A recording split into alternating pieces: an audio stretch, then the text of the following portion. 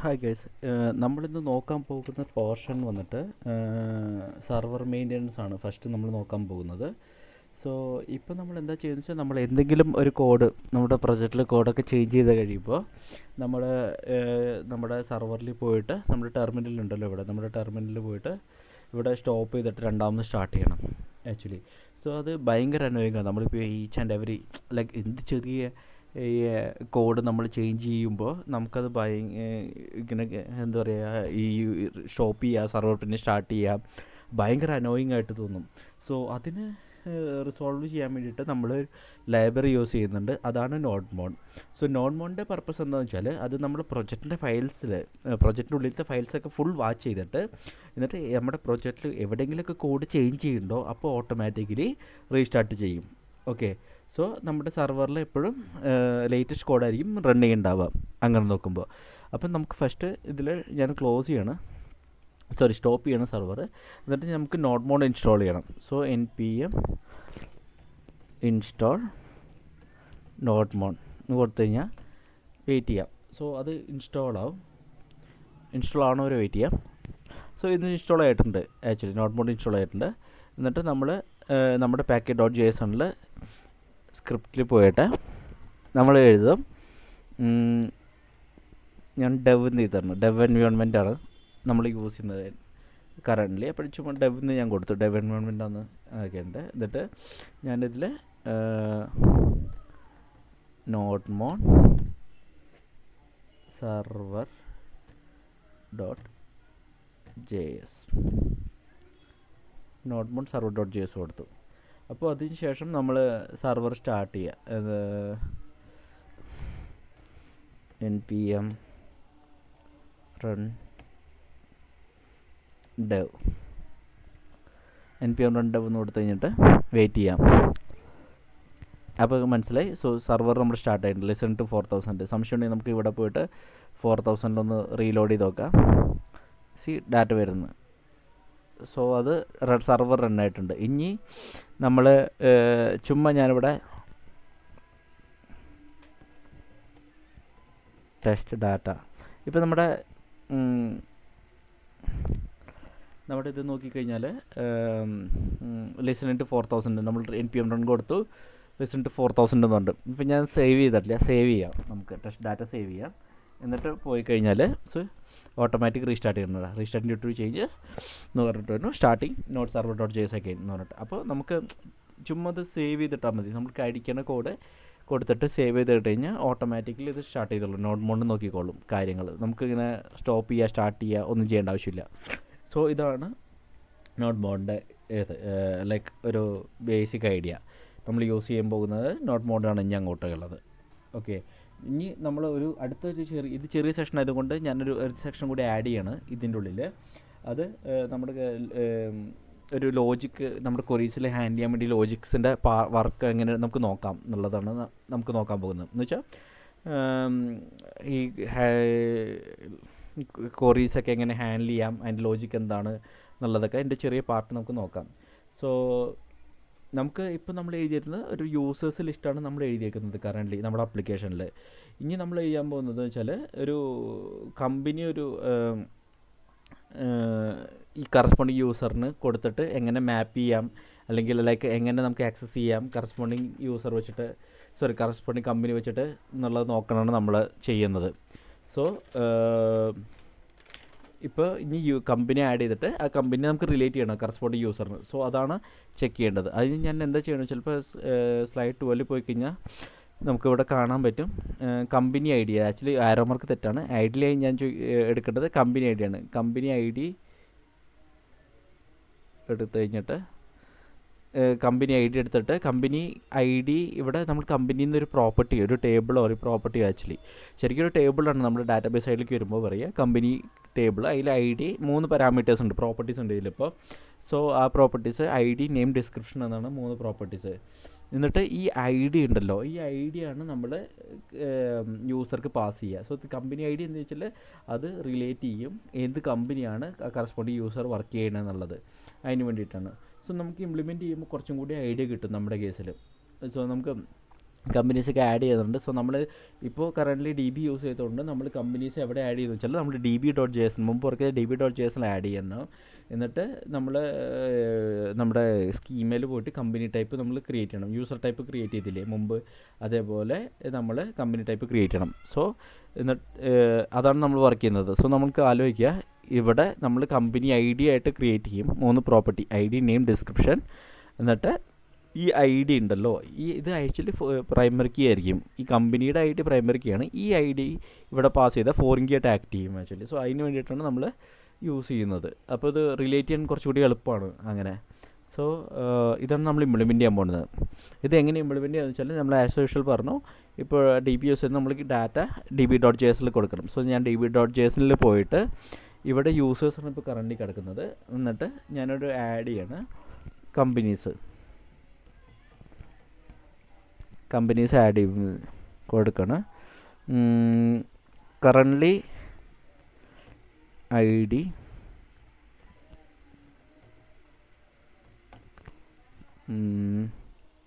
Name,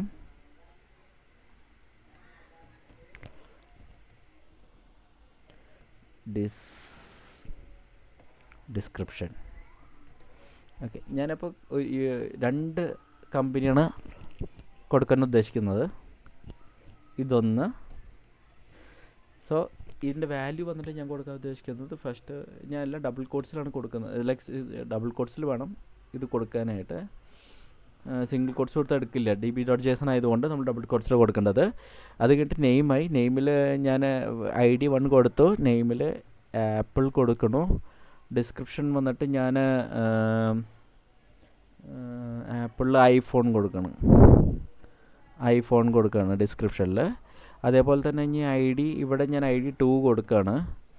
നെയിമിൽ ഞാൻ വന്നിട്ട് mention ചെയ്യുന്നത് ഇവിടെ ഗൂഗിൾ മെൻഷൻ ചെയ്യാം. ഗൂഗിൾ. ഇവിടെ വന്നിട്ട് ഞാൻ ആൻഡ്രോയിഡ് മെൻഷൻ ചെയ്യാം. ഓക്കെ, ഇനി ആൻഡ്രോയിഡ് മെൻഷൻ ചെയ്തു.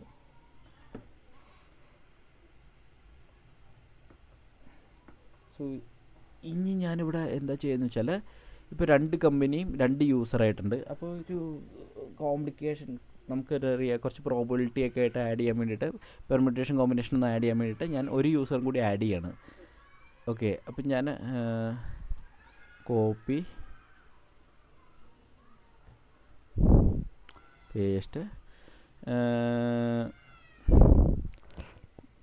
ID വന്നിട്ട് ഞാനൊരു 49 കൊടുക്കണം. ഇപ്പോൾ ഫസ്റ്റ് നെയിം വന്നിട്ട് വിരാട്ട് എന്ന് കൊടുക്കണം. ഏജ് വന്നിട്ട് ഞാൻ 34 മെൻഷൻ ചെയ്യണം. ഓക്കെ, സോ നമ്മളൊരു യൂസറും കൂടി ആഡ് ചെയ്തു. ഇനി ഇതിലെന്താ വെച്ചാൽ നമ്മൾ മുമ്പ് പറഞ്ഞ പോലെ നമ്മുടെ സ്ലൈഡിൽ നോക്കി കണ്ട് മനസ്സിലാവും, നമ്മളിപ്പോൾ കമ്പനി ID ക്രിയേറ്റ് ചെയ്തു. ഇനി ഈ കമ്പനി ID നമ്മൾ പാസ് ചെയ്യണം. അപ്പോൾ നമുക്ക് മനസ്സിലാവും ഈ യൂസറിൻ്റെ ഏത് കമ്പനിയാണ് വർക്ക് ചെയ്യണമെന്നുള്ളത്. സോ അത് നമുക്ക് ആഡ് ചെയ്യേണ്ടതുണ്ട് ഇനി ഇതിൽ. അപ്പം ഞാനൊരു പ്രോപ്പർട്ടിയും കൂടി ആഡ് ചെയ്യണം. ഇതിൽ കമ്പനി ID എന്ന് പറഞ്ഞിട്ടൊരു പ്രോപ്പർട്ടി ഉണ്ട്. ഈ പ്രോപ്പർട്ടിയും കൂടി ആഡ് ചെയ്യണം. ഇപ്പം ഞാൻ മെൻഷൻ ചെയ്യണമെങ്കിൽ കമ്പനി ID 1.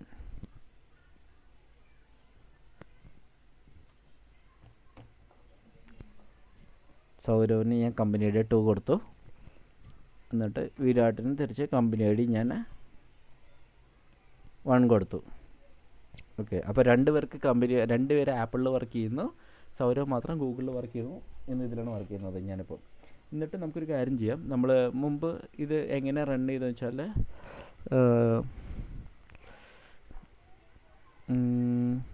നമ്മുടെ ബ്രൗസറിൽ പോയിട്ട് സോ യൂസേഴ്സ് കൊടുത്തു കഴിഞ്ഞാൽ നമുക്ക് യൂസേഴ്സിന് കാണാൻ പറ്റും. ഇപ്പോൾ ആഡ് ചെയ്തിട്ടുണ്ട് യൂസേഴ്സിൻ്റെ ഡാറ്റ 23 സച്ചിൻ കമ്പനി ID നമ്മൾ ആഡ് ചെയ്തു. അതേപോലെ സൗരവ് ഇത് റീലോഡ് ചെയ്തുള്ളൂ.